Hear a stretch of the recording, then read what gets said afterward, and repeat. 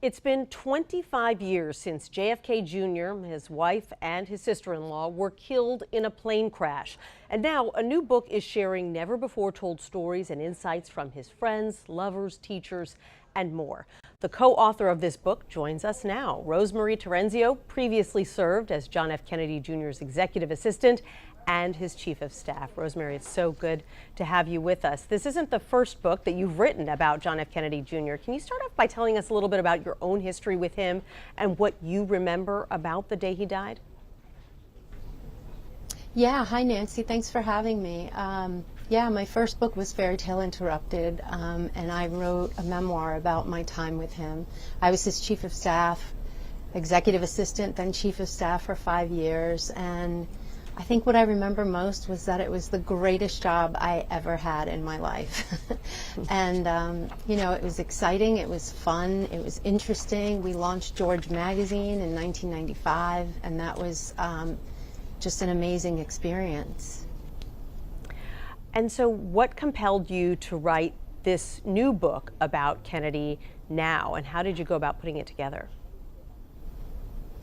You know, as you said, it's been 25 years since John passed away, and I think that in talking to people and, you know, hearing about all of these memories and all of these stories from so many different people and just remembering all the different people he crossed paths with, it just felt like after 25 years, it was enough time had passed that it was time to sort of celebrate him instead of mourning him.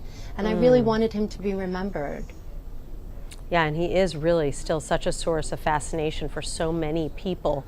Was it difficult, though, for you to get in touch with so many people who intimately knew him all those years ago? You know, it wasn't as hard as I thought it would be, but, you know, because one person would lead you to the next person, and then there were people who had stayed in touch over the years.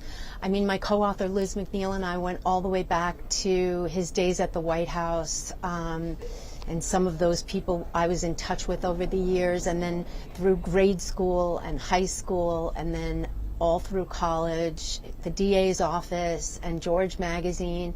It was a fascinating ride. I loved reconnecting with everyone. I loved hearing their stories.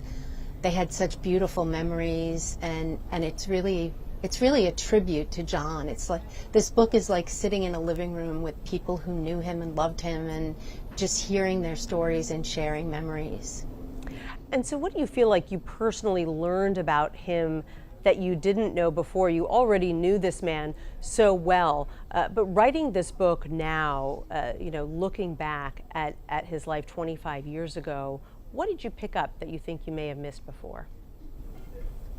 I think that there was this sort of searching that he was doing, and I didn't realize it at the time. He never talked about his father. He never talked about his father's death.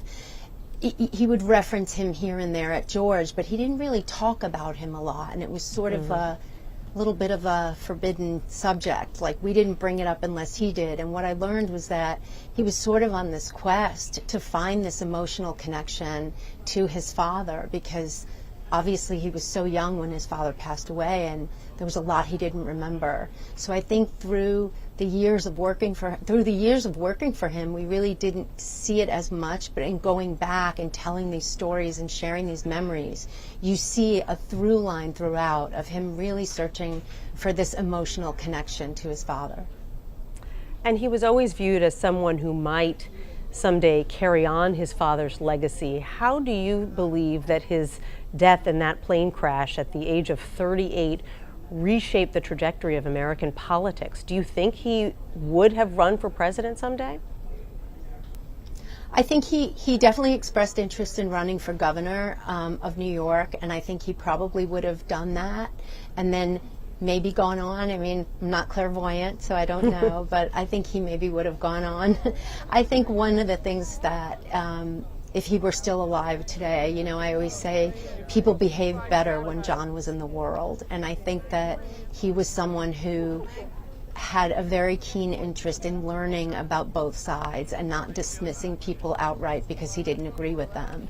So I think that's something that I really miss and wish we had now.